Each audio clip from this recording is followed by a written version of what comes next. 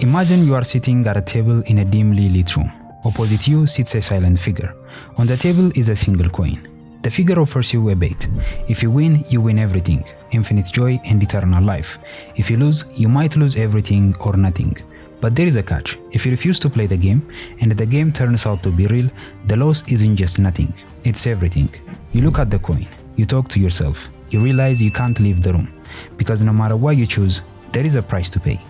By the very act of being born, each one of us has already been dealt into it, and we must choose.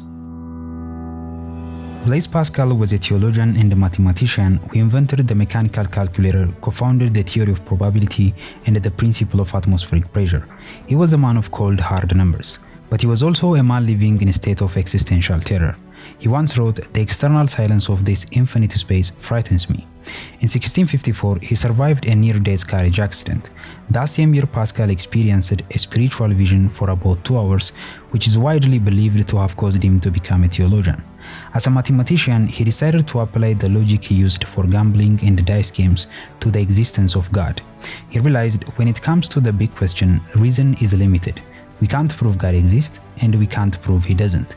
We are standing in the middle of a vast forest, and we have to choose a path. So Pascal framed the problem using what we now call expected value. In any bet, the value of a gamble is the probability of winning multiplied by the reward. Pascal argued that even if the probability of God existing is incredibly small, say 1 in a million, the reward is still infinity. And mathematically, any finite number multiplied by infinity equals infinity. If you believe and God exists, you win infinity. If you believe and God doesn't exist, you lose a few earthly pleasures. If you don't believe and God exists, you lose everything. If you don't believe and God doesn't exist, no gain, no loss, all good.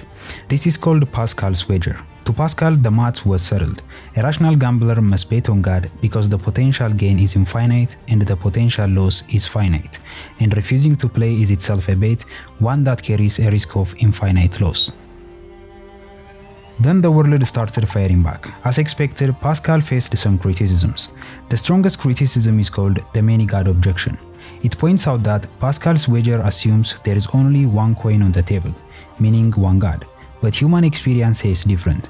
So if you choose the wrong God, you haven't just lost your bet. You might have actually offended the real God even more by worshipping a fake one. The other blow he faced is what's called the inauthentic heart objection.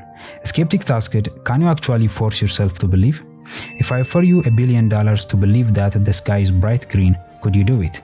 You could say you believe it, you could act like you believe it, but deep down you know the sky is blue.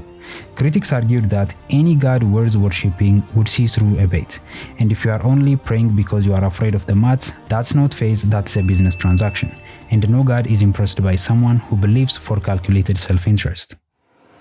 And Pascal didn't sit back, he responded. He knew you couldn't just switch on belief. He suggested that if you want to believe because the math says you should, but your brain will let you, you should act as if you do.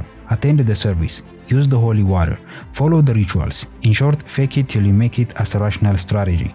He argued that human behavior influences the mind. And when critics said you can't prove God's existence, Pascal agreed and replied that's exactly why pragmatic bet is necessary. And modern philosophers have flipped the script entirely with something called Atheist's wager. They argued that Pascal's wager assumes God only cares about your belief more than your actions. They suggest we should live a good and kind life regardless of God's existence. Because if there is a just God, He will reward you for your virtues, not for your ability to guess His name. And if there is an unjust God, you will at least have a positive legacy. And the only way to suffer an infinite loss is to live an evil life when a benevolent God exists. So the choice to live a good life dominates any other option, as your belief or lack of thereof has no effect on these outcomes. Pascal's wager doesn't prove that God exists, and he never claimed to. It simply asks, given what's potentially at stake, how are you betting? So where do you stand? Do you think it's a brilliant rational argument, or does it miss the point of a genuine faith? Drop your honest opinion in the comments. Thanks for watching. I'll catch you in the next one.